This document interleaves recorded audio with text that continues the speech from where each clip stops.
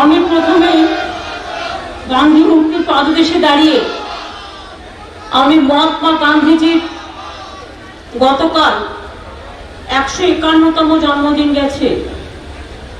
গান্ধী মূর্তির সামনে গতকাল আমাদের তৃণমূল কংগ্রেসের মেয়েরাও সারাক্ষণ প্রোগ্রাম করেছেন এবং সারা বাংলা জুড়ে একদিকে মহামারী চলছে, কোভিড মহামারী। আমাদের ছেলেমেয়েরা যারা রাস্তায় নেমে কাজ করে, ইতিমধ্যে আমাদের 3 জন এমএলএ মারা গেছেন এবং এখনো আমার অনেক নেতৃবৃন্দও মারা গেছেন। আমার পরিচিত অনেক পুলিশ কর্মচারী, ডাক্তার, হেলথ ওয়ার্কার অনেকেই মারা গেছে, সাংবাদিক বন্ধু, তাদের কথা খুব মনে পড়ে। এবং এখনো আপনাদের আমি বলছি, সারা দেশে কত মানুষ মারা গেছে তার ঠিক নেই। ইভেন প্রতিদিন এটা কমিউনিটি স্প্রেড হয়ে গেছে এখন। এমনকি আপনি বাইরে লড়াই করি বলে আপনারা জেনে রাখুন, অনেক রাজ্যে তো কেউ রাস্তায় নামে না। আমি তো আজ দীর্ঘ 6 মাস ধরে, 8 মাস ধরে প্রতিদিন প্রায় অফিস করি, প্রতিদিন প্রায় মিটিং করি এবং করতে করতে করতে করতে এমন অবস্থা হয়েছে যে আমরা নিজেরা সবচেয়ে বেশি এক্সপোজড হয়ে গেছি। আপনারা শুনলে অবাক হবেন, এমনকি আমার বাড়িতে আমরা 2-3 জন থাকি, যে ছেলেটি আমাকে একটু চা দেয় বাড়ি গেলে, সেও কালকে আক্রান্ত হয়ে গেছে। আমি যখন ফিরে এলাম, ফিরে এসে দেখি বাড়িতে চা দেওয়ার একটা লোক নেই। এমন অবস্থা, আমার অফিসে যে ছেলেটি কাজ করে ফোন ধরে, সেও আজকে পজিটিভ হয়ে গেছে। তার মানে কি এটা কমিউনিটি স্প্রেড হচ্ছে? কারণ এরা বাইরে বেরোয় না, ওরা বাইরে বেরোয় না, ওদের এক জায়গায় রাখা হয়েছে যাতে এটা ছড়াতে না পারে। কিন্তু তা সত্ত্বেও দেখছি এত প্রিকশন নিয়েও, এত প্রোটেকশন নিয়েও সবটা কিন্তু আটকানো যাচ্ছে না। কাজেই আমার এখানে পুলিশ কমিশনারও আক্রান্ত হয়েছে, আমার অনেক এসপিরাও হয়েছেন, বিডিওরাও হয়েছেন, আমার এমএলএরাও মারা গিয়েছেন, আমার মন্ত্রীরাও অনেকে অসুস্থ আছেন। আমরা প্যান্ডামিকের ভয়ে কোনো মিছিল মিটিং জেনারেলি করছি না। আজ 7-8 মাস ধরে বিজেপি একতরফাভাবে মিছিল মিটিং করে যাচ্ছে, দাঙ্গা লাগানো, গন্ডগোল বাঁধানো, কোভিডের ইনফেকশন ছড়ানো, নানা কীর্তি নিয়ে। আমাদের আজকে আমরা করতে বাধ্য হয়েছি এই মিছিলটা। কেন জানেন? আমার মন হচ্ছিল আমি এক্ষুনি ইউপিতে ছুটে যাই।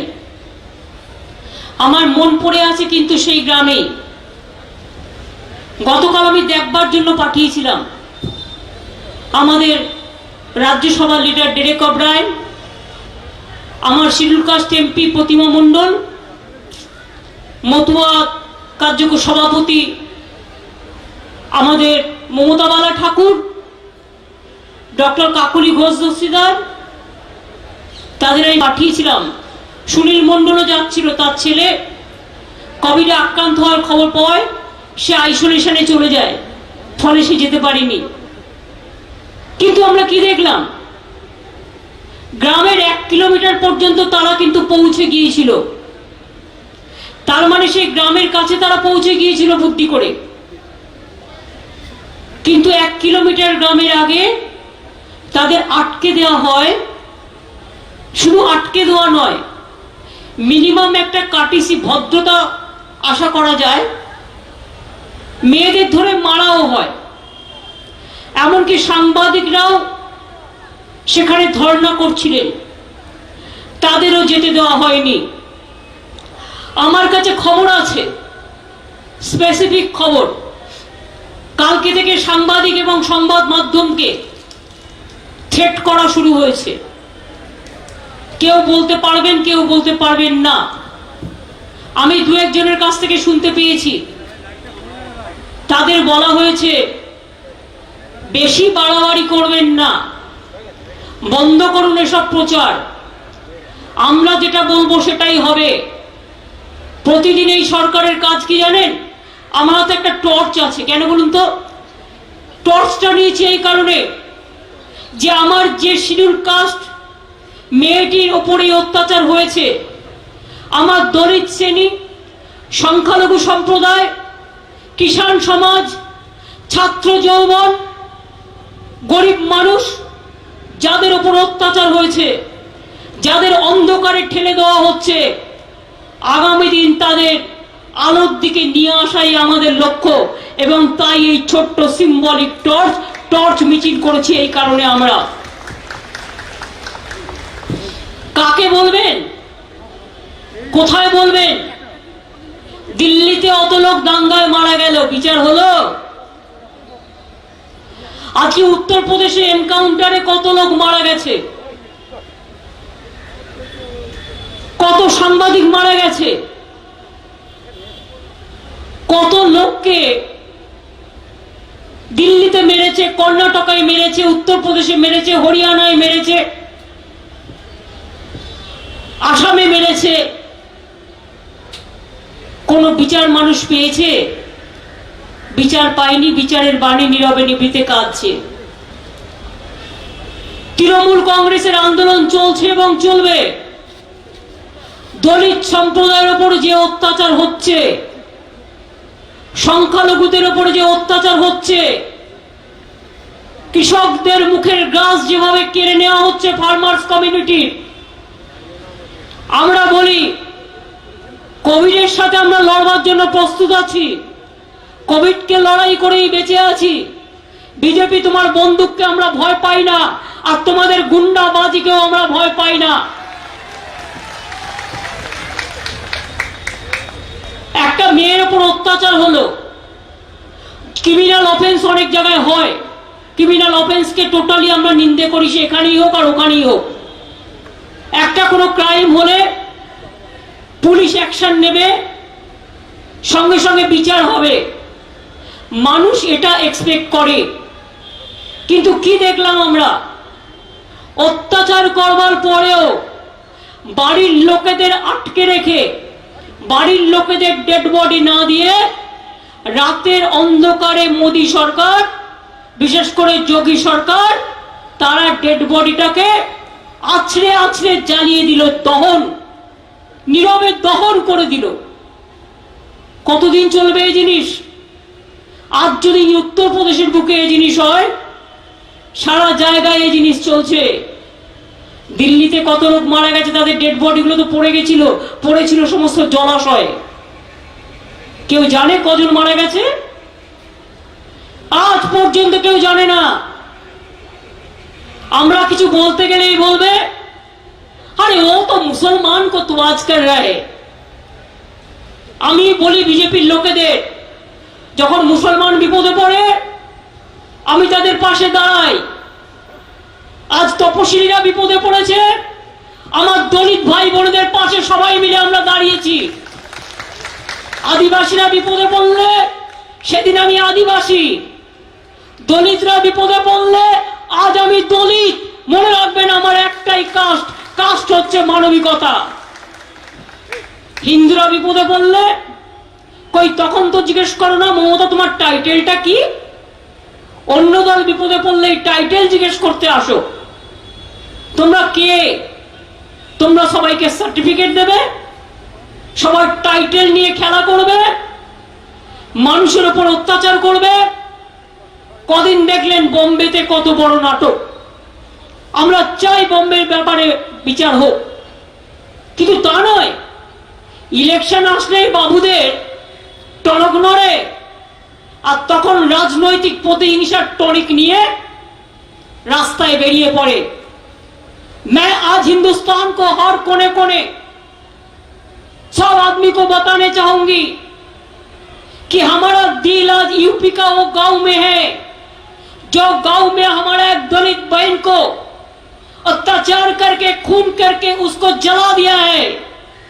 उसको परिवार को देखने भी नहीं दिया है, परिवार को फोन भी छीन लिया है, कोई पॉलिटिकल पार्टी को भी जाने नहीं देता है, कोई मीडिया को भी अलाउ नहीं किया है। काल से मीडिया को थ्रेट करने शुरू किया है। मेरे पास भी खबर आया कि आप बीजेपी का खिलाफ में कुछ नहीं बोल सकते, आप और दलितों के लिए बड़ा बोलना छोड़ दो। क्यों? जब चुनाव आए तो दलितों का घर में खाना बाहर से होटल से मंगा के उसका घर में बैठ के खाना खाना और फोटो लेना, और जब इलेक्शन हो जाता है दलितों का ऊपर सबसे ज्यादा अत्याचार होता है। वो हमारा गरीब भाई है, हमारा गरीब भाई ने बहने নমশূদ্রদের উপর সবচেয়ে বেশি অত্যাচার হচ্ছে। আজকে তপশিলি ভাই বোনদের উপর অত্যাচার হচ্ছে।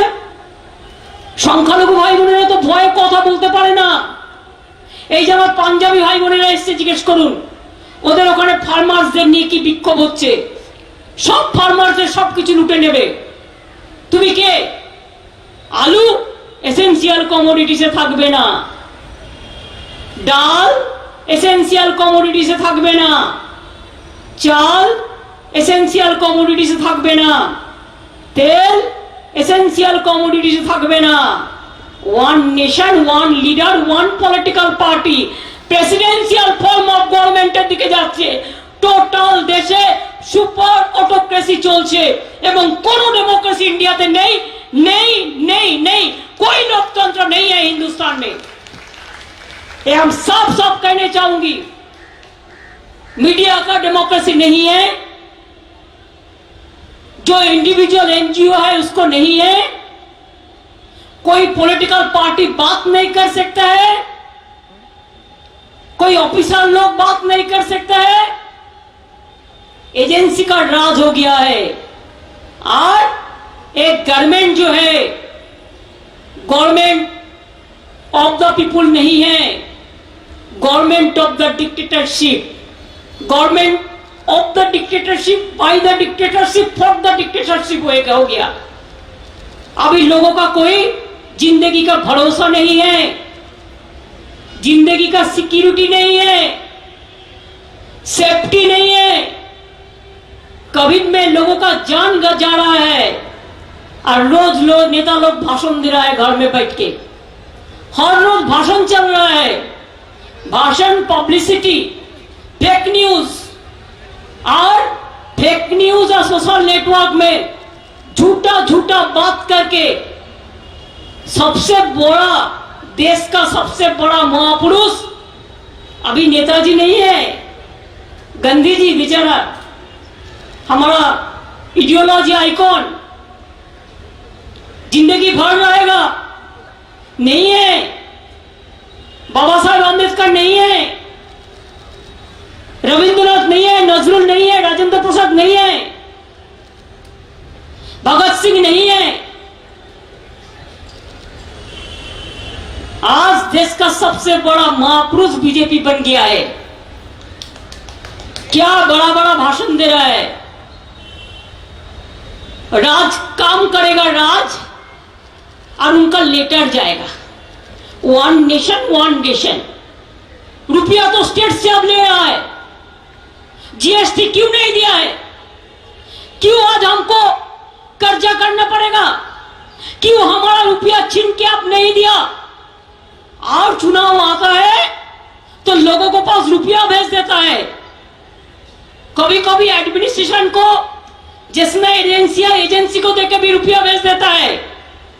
फ्लाइट भाड़ा करके आता है, फ्लाइट में भी रुपया भेज देता है। ऐसे गवर्नमेंट हो गया है। सोचता है ऐसे ही चलेगा।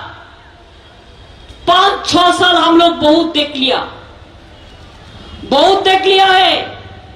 चुनाव आता है तो पाकिस्तान चला आता है, चुनाव आता है तो पुलवामा चला आता है, चुनाव आता है तो कोई युद्धों का बात चला आता है। चुनाव चला जाता है, रेल को बेच देता है, सेल को बेच देता है, कोल को बेच देता है, बीएसएनएल को बेच देता है, पूरा सबको बेच देता है। Air India to everybody, A to Z बेच देता है। कभी हुआ, कभी टाइम्स को भाषण दिया, चीफ मिनिस्टर के साथ मीटिंग हुआ, भाषण, क्या क्या करना है। लेकिन उसको सेंट्रल गवर्नमेंट को क्या क्या करना है वो कभी सोचता नहीं है। ऐसे ही देश चलेगा? कितना लोगों को नौकरी चला गया, कितना करोड़ों आदमी को नौकरी चला गया, इंडस्ट्री बंद हो पड़ा, माइग्रेंट वर्कर रो रहा है, दुकानदार रो रहा है, स्मॉल स्केल इंडस्ट्री रो रहा है। मां बहन लोग, आज हम तो इधर में फ्री रेशन देता है, कभी संभाल के लेते हैं, लेकिन हर देश में क्या हालत है? जो राज्य सरकार कोशिश करते हैं, जितना भी वो कर पाते हैं वो कोशिश करते हैं, लेकिन बाद बाकी जो सेंट्रल गवर्नमेंट का काम था, वादा था, कुछ नहीं किया, लॉकडाउन कर दिया। इसका मतलब जिंदगी को लॉकआउट कर दिया। लेकिन लोगों ने कैसे बाहर में निकालेगा इसका कोई भरोसा नहीं है। हमारा इधर में कैंपेन किया कि ममता दी ने तो दुर्गा पूजा नहीं करने देता, सरस्वती पूजा नहीं करने देता, लक्ष्मी पूजा नहीं करने देता, तो जोगी जी अब उत्तर प्रदेश में दुर्गा पूजा बंद क्यों किया? पूछिए क्यों आप किया? बंगाल में एक बार, उड़ीसा में एक बार, राजस्थान में एक बार, ममता दी कभी पूजा बंद नहीं किया है। मंदिर, मस्जिद, गुरुद्वारा, गिरजा को लेके ममता दी राजनीति भी नहीं करते हैं, नहीं करेंगे भी।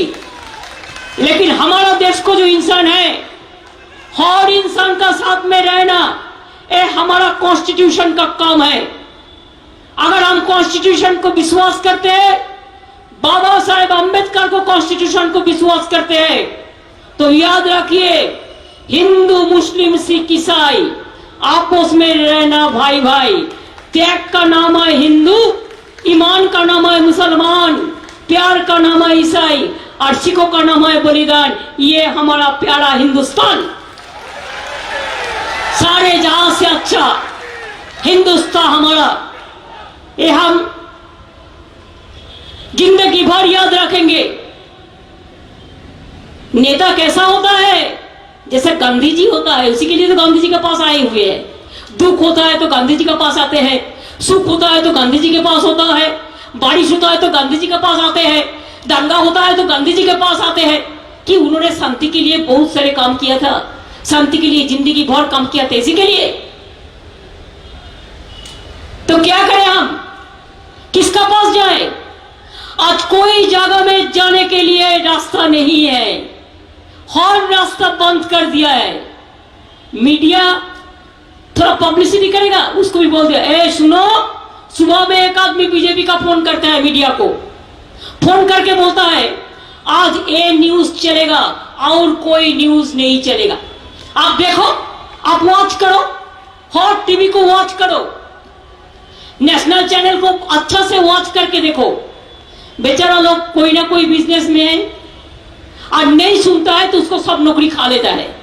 अगर कोई रिपोर्टर बात नहीं सुना तो कितना रिपोर्टर को नौकरी भी चला गया। ऐसा परिस्थिति चल रहा है। पार्लियामेंट में फार्मर्स बिल आया, डिवीजन नहीं दिया, वोट करने नहीं दिया, फोर्सफुली पास करा लिया। क्या? चाल, आलू, दाल, तेल सब बीजेपी खा लेगा, फार्मर्स को नहीं मिलेगा। फार्मर्स को मार्ट में जो भी होगा वो ले जाएगा, कालोबाजारी, होर्डर्स ले लेगा, फार्मर्स का कुछ नहीं रहेगा। দুর্ভিক্ষ আসছে, দুর্ভিক্ষ জেনে রাখুন। বিজেপি হচ্ছে দেশের লজ্জা। মনে রাখবেন, আমরা এনআরসির মিটিং এ এমপি একটাই কে নিয়ে বলেছিলাম, বিজেপি লজ্জা লজ্জা লজ্জা। আজকে उत्तर प्रदेश যা ঘটেছে, दलितों को, बेटी का ऊपर अत्याचार क्यों हुआ है, बीजेपी लज्जा लज्जा लज्जा। आपको तो शर्म आना चाहिए, कोई शर्म नहीं है। आज पूरा मैनेज करके बोलता है मीडिया आज जाएगा भेंट करने के लिए। 4 दिन क्यों नहीं दिया? 4 दिन क्यों नहीं दिया? हम चाहते थे कि फोन में बात करे। मैं एक आदमी को फोन किया, कि मैं थोड़ा फोन में परिवार के साथ बात करने चाहता है। बोला फोन कहां से मिलेगा, फोन तो छीन लिया, और परिवार के पास फोन ही नहीं है, फोन भी छीन लिया। हमारा इधर में एक भी इंसिडेंट होता है, हमें एक्शन लेता है, लेकिन उसमें देखो सब कमीशन चलाता है। जितना भी देश में कमीशन है सब चलाता है, जितना भी लीडर है सब चलाता है। कोई 144 हो भी तब भी नहीं मानता है। कोई सीरियस सिचुएशन भी हो, हम किसी को रुकता नहीं है। आज पूछिए दिल्ली का दंगा हुआ, कितना कमीशन गया? पूछिए उत्तर प्रदेश में दलितों का ऊपर अत्याचार हुआ, हम बोलने का बात जाएगा? पहले क्यों नहीं गया? आज आदिवासी का ऊपर अत्याचार होता है तो कितना कमीशन जाता है? माइनॉरिटीज कमीशन है, कितना कमीशन गया? जब कुछ खुद करेंगे तो तब नहीं कमीशन का कोई जाना है कि सब तो बीजेपी का है। हमारा इधर में अगर मीनाखा में छोटा से भी एक मारपीट होता है, 4 कमीशन चलाता है। डीजी को बुलाते हैं, एडीजी को बुलाते हैं, एसपी को बुलाता है, डीएम को बुलाता है, दिल्ली में बुलाता है। कितना बाप रे बाप, कितना क्वेश्चन पूछता है। और उधर में देखो सब खा लिया, सब खा लिया, रेल खा लिया, ईसीएल खा लिया, बीएसएनएल खा लिया है, सेल खा लिया है, एयरपोर्ट खा लिया है, एविएशन खा लिया है, सब फार्मर्स खा लिया है, किसान को खा लिया है। बेरोजगार देखो, बेरोजगार रास्ता में पड़ा है, रास्ता ही आज सुनसान हो गया है। पूछा है कितना माइग्रेंट वर्कर रास्ता में मर गया, बोलते डेटा नहीं है। कितना किसान आत्महत्या किया है, डेटा नहीं है। कितना लोगों ने यूपी में रेप हुआ है, डेटा नहीं है। सब डेटा बंगाल का बारे में खाली बोलता है। बंगाल में कोई लॉ ही नहीं है, ऑर्डर ही नहीं है। तो पूछिए प्रेस मीडिया को, पूछिए जैसा प्रेस मीडिया इधर उधर घूमता है फ्रीली, कभी अब देखा कोई कुछ आपको कोई बिगड़ाया और आपका पास कभी फोन गया थ्रेट करके और आपका पास कभी कुछ किया है? बंगाल का एक कल्चर होता है, और कल्चर को हम लोगों ने विश्वास करती हूं। इसी के लिए जो दलित को अब मारा है, यूपी में जलाया, रेप करने का बाद जलाया, याद रखिए ए सेम केस सिंगूर में एक दिन हुआ था। तब हम 26 दिन हंगर स्ट्राइक किया था।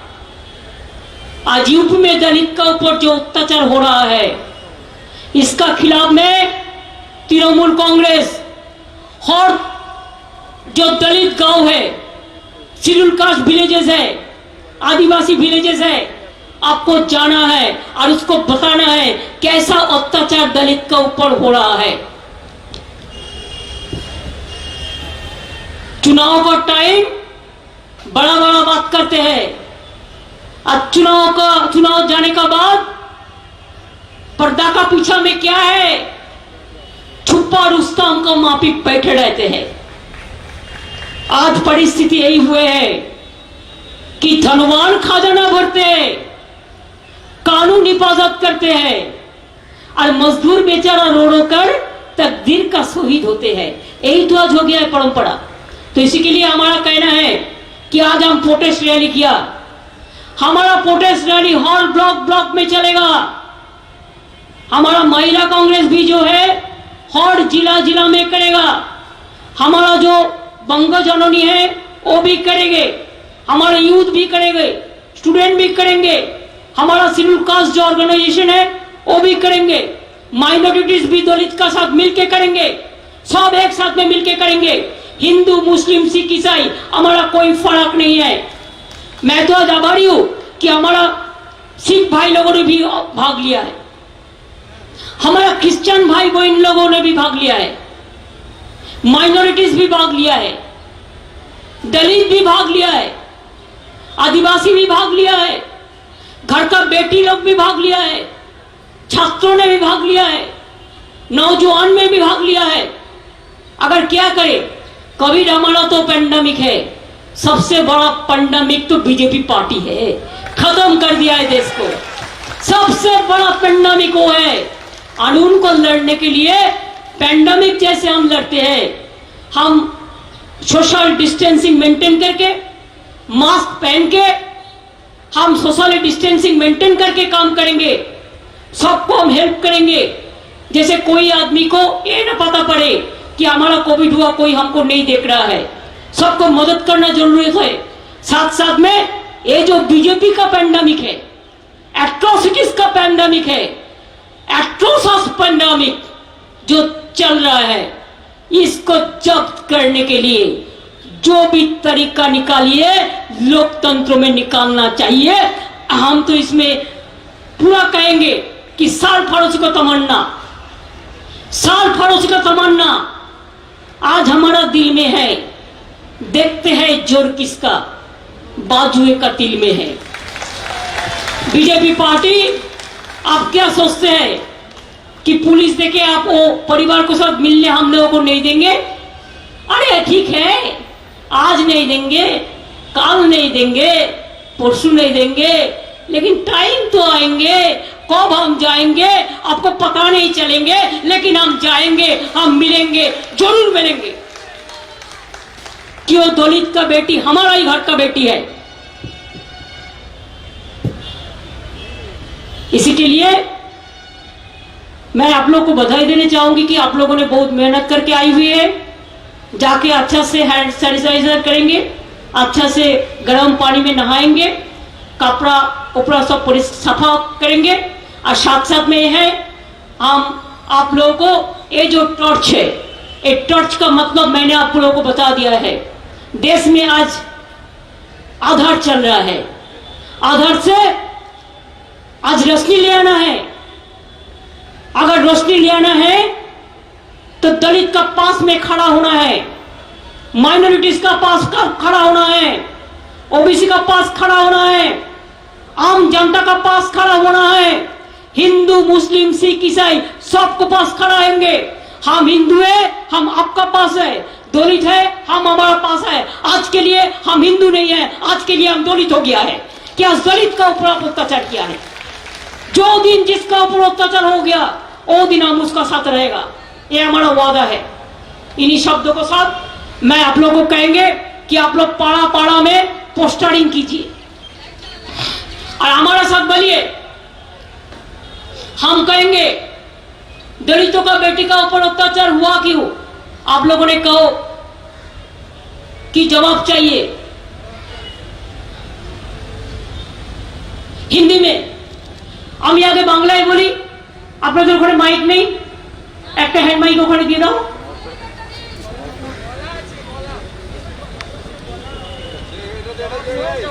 উত্তর প্রদেশের দলিত বোনের উপর অত্যাচার হলো কেন? বিজেপি জবাব দাও।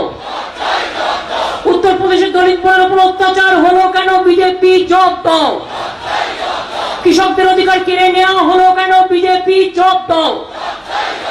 দেশবাসীর উপর অত্যাচার হচ্ছে কেন? জবাব দাও। রাজ্য সরকারকে বঞ্চিত করা হচ্ছে কেন? জবাব দাও। আরে বিজেপি লজ্জা, এই বিজেপি লজ্জা, লজ্জা লজ্জা, এই বিজেপি লজ্জা, লজ্জা লজ্जा, এই বিজেপি शर्म करो, शर्म करो, शर्म करो, दलितों को ऊपर अत्याचार हो रहा है, बीजेपी शर्म करो, शर्म करो, शर्म करो। बीजेपी को नहीं चाहिए, नहीं चाहिए, नहीं चाहिए, बीजेपी को नहीं चाहिए, नहीं चाहिए, नहीं चाहिए। बीजेपी देश का शर्म करिए, शर्म करो, शर्म करो। बीजेपी মনে রাখবেন আজকে দেশের লজ্জা। আমি আপনাদের বলবো আর নেই দরকার। আপনারা জানেন কি বলবেন? আর নেই দরকার। बीजेपी सरकार बीजेपी नहीं चाहिए, नहीं चाहिए, नहीं चाहिए, उत्तर प्रदेश में नहीं चाहिए, नहीं चाहिए, नहीं चाहिए, बिहार में नहीं चाहिए, नहीं चाहिए, नहीं चाहिए, हरियाणा में नहीं चाहिए, नहीं चाहिए, नहीं चाहिए, पंजाब में नहीं चाहिए, नहीं चाहिए, नहीं चाहिए, तमिलनाडु में नहीं चाहिए, नहीं चाहिए, नहीं चाहिए, दिल्ली में नहीं चाहिए, नहीं चाहिए, नहीं चाहिए, केरला में नहीं चाहिए, नहीं चाहिए, नहीं चाहिए, उड़ीसा में नहीं चाहिए, नहीं चाहिए, नहीं चाहिए, असम में नहीं चाहिए, नहीं चाहिए, नहीं चाहिए, बंगाल में नहीं चाहिए, नहीं चाहिए, नहीं चाहिए, बंगाल में नहीं चाहिए, नहीं चाहिए, नहीं चाहिए, बंगाल में नहीं चाहिए। नहीं चाहिए, नहीं चाहिए। बीजेपी दूर हटो। दूर हटो, दूर हटो। तो फिर শিডিউল কাস্টদের উপর অত্যাচারী বিজেপি দূর হটো, दूर हटो, दूर हटो, মা বোনদের উপর অত্যাচারী বিজেপি দূর হটো, दूर हटो, दूर हटो, কৃষকদের উপর অত্যাচারী বিজেপি দূর হটো, दूर हटो, दूर हटो, এয়ার ইন্ডিয়া বন্ধ করার বিরুদ্ধে বিজেপি দূর হটো, दूर हटो, दूर हटो, রেলকে প্রাইভেটাইজ করে দেওয়ার বিরুদ্ধে বিজেপি দূর হটো, दूर हटो, दूर हटो, কোল ইন্ডিয়াকে সরিয়ে নেওয়ার প্রতিবাদে বিজেপি দূর হটো, दूर हटो, दूर हटो, সংবাদ মাধ্যমকে ভয় দেখানোর প্রতিবাদে বিজেপি দূর হটো। दूर हटो, दूर हटो, আর নেই দরকার, बीजेपी सरकार, আর নেই দরকার बीजेपी सरकार, দলিত হত্যা সরকার, আর নেই দরকার, তপশিলি হত্যা সরকার, আর নেই দরকার, মা বোনদের উপর অত্যাচারের সরকার, আর নেই দরকার, কৃষকদের উপর অত্যাচারের সরকার। আর নেই দরকার। আগামী দিন লড়াইটা চলবে তো? চলবে, এই লড়াই চলবে প্রতি ব্লকে ব্লকে। আপনারা আগামীকাল রবিবার আছে, আপনারা ব্লকে ব্লকে পোস্টার নিয়ে মিছিল করুন। বেশি লোক নয়, অল্প অল্প লোক নিয়ে ফিজিক্যালি ডিস্টেন্সিং মেনটেন করে।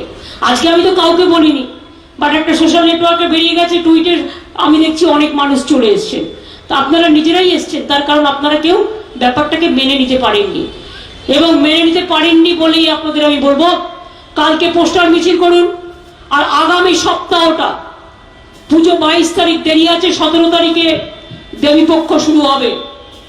দেবীপক্ষের আগের দিন পর্যন্ত কন্টিনিউয়াস এলাকায় কৃষকদের নিয়ে, ছাত্র যৌবনদের নিয়ে, মা বোনেদের নিয়ে, তপশিলি ভাই বোনেদের নিয়ে, আদিবাসীদের নিয়ে, সংখ্যালঘুদের নিয়ে, হিন্দু ভাই বোনেদের নিয়ে, শিখ ভাই বোনেদের নিয়ে, খ্রিস্টান ভাই বোনেদের নিয়ে, সবাইকে নিয়ে প্রতিবাদ করুন।